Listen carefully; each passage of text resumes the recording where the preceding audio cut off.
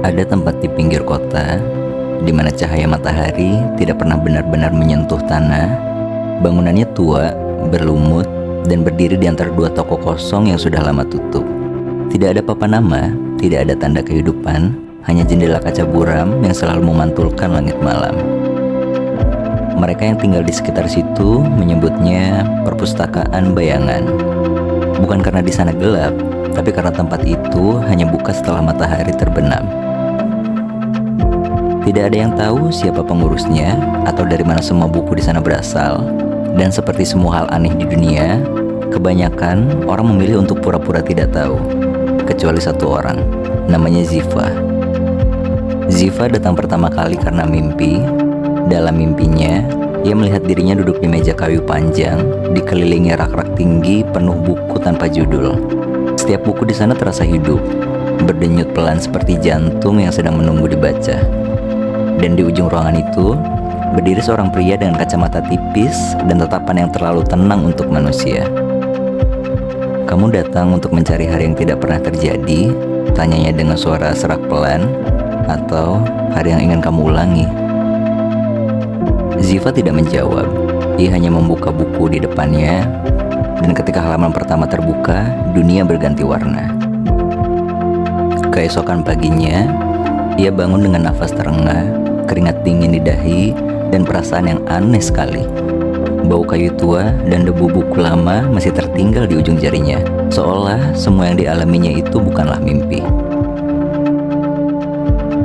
Beberapa hari kemudian, Ziva menemukannya. Perpustakaan itu benar-benar ada. Ia berdiri di depan bangunan itu saat sore hampir habis.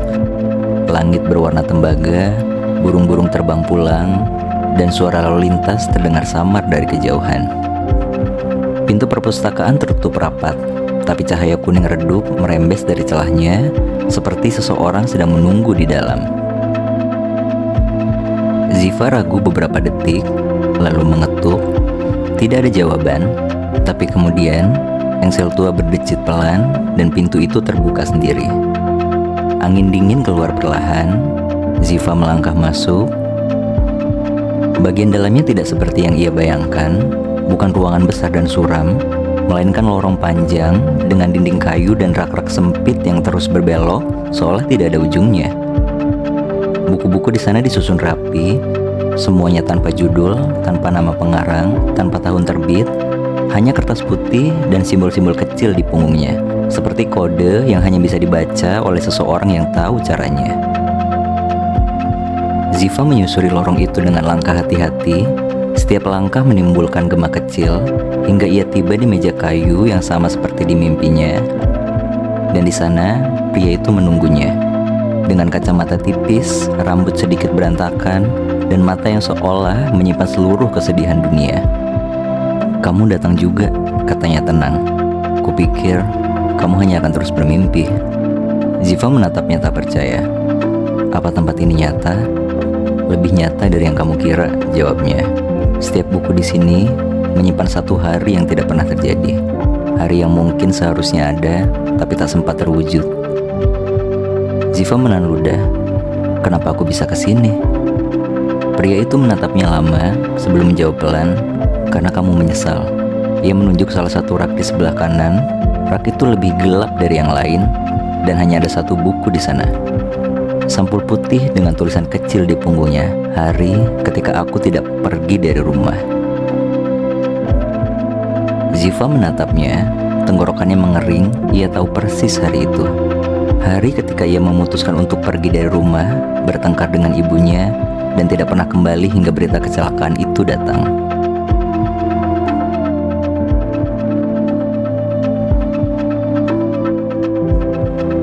"Buku itu milikmu," kata pria itu pelan.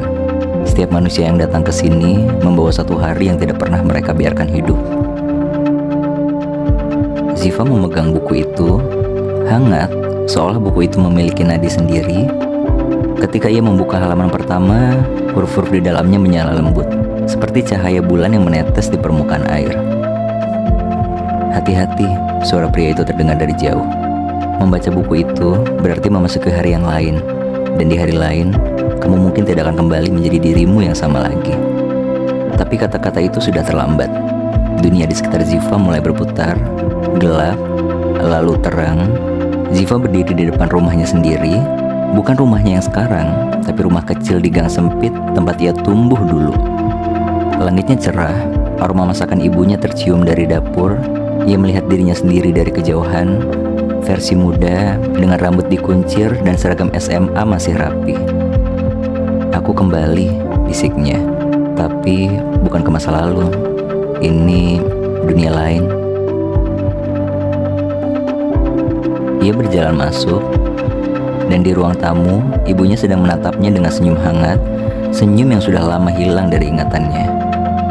"Ziva, kamu gak berangkat hari ini?" tanya sang ibu. "Katanya mau ketemu temanmu." Ziva menatapnya lama. Hari itu adalah hari ketika ia seharusnya pergi, hari ketika ia meninggalkan rumah dengan amarah, dan saat sore, ibunya meninggal dalam kecelakaan di pasar. Namun kali ini, ia tidak melangkah keluar. Ia tersenyum kecil, menahan air mata. "Aku gak jadi berangkat, Bu," katanya pelan. "Aku cuma ingin di rumah."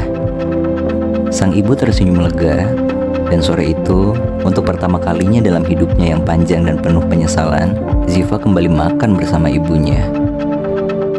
Tawa kecil terdengar di dapur, dan waktu berhenti sebentar untuk memberi ruang bagi kebahagiaan yang terlambat datang.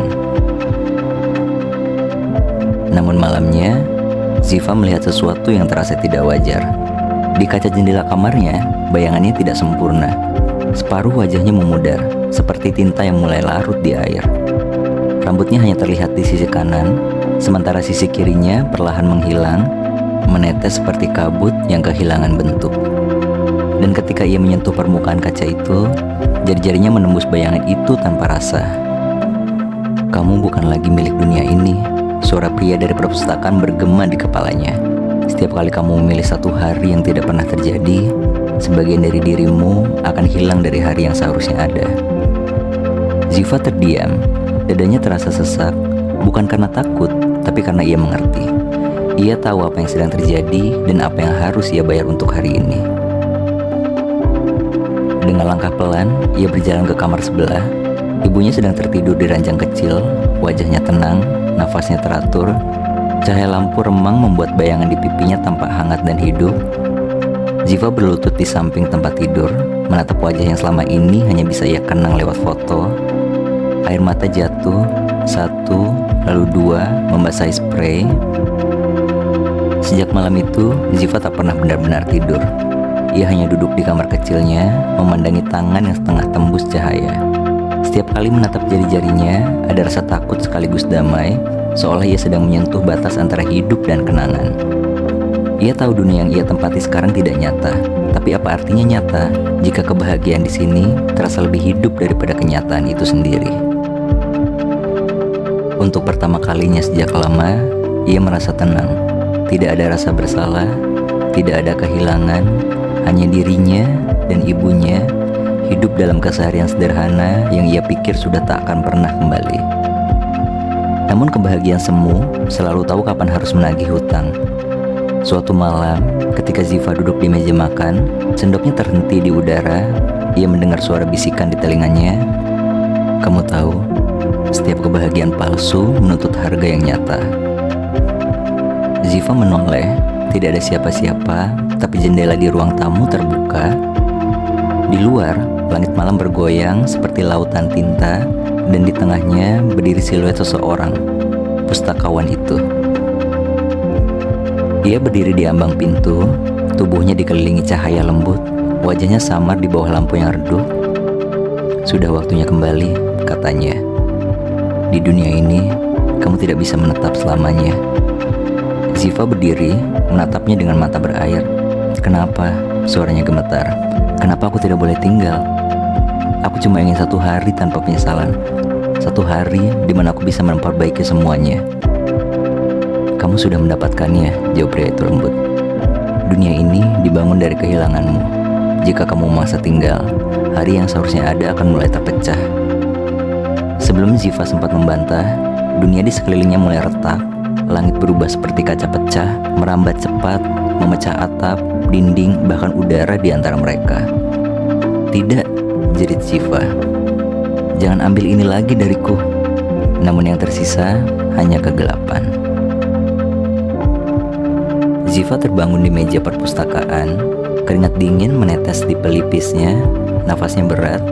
Buku di depannya sudah tertutup, tapi sampulnya kini retak seperti kaca yang pecah. Ziva memejamkan mata, menahan air mata. Jadi, bahkan kebahagiaan yang kubayangkan pun akan hilang. Tidak hilang, jawab pustakawan itu. Hanya dikembalikan ke tempatnya. Ia menyodorkan secangkir teh hangat. Aroma melati memenuhi ruangan yang sunyi.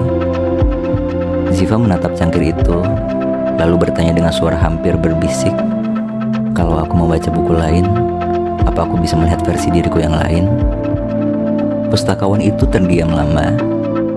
"Bisa, tapi semakin banyak yang kamu baca, semakin tipis batas antara siapa diri kamu yang sebenarnya." Ziva terdiam. Ia menatap barisan buku di rak. Masing-masing bersinar redup, memanggilnya seperti cahaya kunang-kunang. Di punggung salah satu buku, ia membaca tulisan samar. "Hari ketika aku tidak pergi dari rumah telah dibaca. Hari ketika aku mengatakan ya. Hari ketika aku menunggu sedikit lebih lama. Hari ketika aku tidak menyerah." Ia menyentuh buku kedua. "Hari ketika aku mengatakan ya." Sebuah arus hangat menyambar ujung jarinya. Cahaya dari buku itu merayap naik. Dunia bergetar sekali lagi. Kali ini, Ziva berada di taman kampus. Udara sore lembut menyapa rambutnya, sementara cahaya matahari menembus sela-sela daun pohon besar di atasnya, menorehkan pola keemasan di rerumputan. Di depannya berdiri seorang pria, tersenyum canggung tapi hangat. Dion. Nama itu membuat dadanya bergetar aneh. Ia tak mengenal siapapun bernama Dion, tapi ada sesuatu di matanya yang terasa terlalu akrab. "Jadi, jawabanmu?" tanya Dion dengan nada setengah gugup. Ziva memandang ke bawah. Suara detak jantungnya menggema di kepala, dan tiba-tiba ia mengerti. Di dunia aslinya, inilah hari ketika ia menolak seseorang yang mencintainya, bukan karena tidak ingin, tapi karena takut. Takut membuka diri lagi setelah kehilangan ibunya. Hari yang selalu ia sesali. Tapi di dunia ini, ia memutuskan menjawab dengan hal yang berbeda. "Iya," katanya pelan. Sore itu, mereka berjalan pulang bersama. Percakapan kecil, tawa yang ringan, segalanya terasa damai. Namun di tengah jalan, Ziva melihat pantulan dirinya di kaca toko. Dan di sana, bayangannya tidak lagi sama. Ada garis halus yang memisah wajahnya, seperti ia sedang menjadi dua orang sekaligus. "Setiap kali kamu memilih versi baru, sebagian dirimu tertinggal di versi lama." Suara pustakawan itu bergema lembut. "Berapa banyak versi dirimu yang ingin kamu buang demi menebus hari yang tidak pernah terjadi?" Malamnya, Ziva kembali ke perpustakaan. Ia menatap pustakawan itu dengan mata kosong. "Kenapa kamu biarkan aku terus membaca, kalau akhirnya semua ini menyakitkan?" Pria itu tersenyum samar. "Karena ada hal-hal yang tak bisa dijelaskan Ziva, hanya bisa dialami. Yaitu, bahwa hidup tidak akan pernah sempurna, bahkan di versi terbaik sekalipun." Ziva menggigit bibirnya antara ingin marah atau sekedar menangis. Lalu apa gunanya semua buku ini, kalau pada akhirnya ini membuatku kehilangan diri sendiri? "Gunanya adalah untuk mengingat," katanya pelan, "bahwa bahkan hari yang tidak pernah terjadi pun masih bisa menumbuhkan penyesalan baru." Beberapa hari berlalu, Ziva mulai membaca buku lain, satu demi satu. Hari ketika ia tidak menyerah, hari ketika ia menulis surat untuk ibunya, hari ketika ia memilih kuliah seni, bukan akuntansi. Setiap kali membaca, ia hidup di dunia yang baru. Setiap kali kembali, bayangannya di kaca semakin samar. Sampai suatu malam, ia membuka buku yang tidak punya judul sama sekali. Halaman pertamanya kosong, namun di baris kedua, tertulis satu kalimat kecil.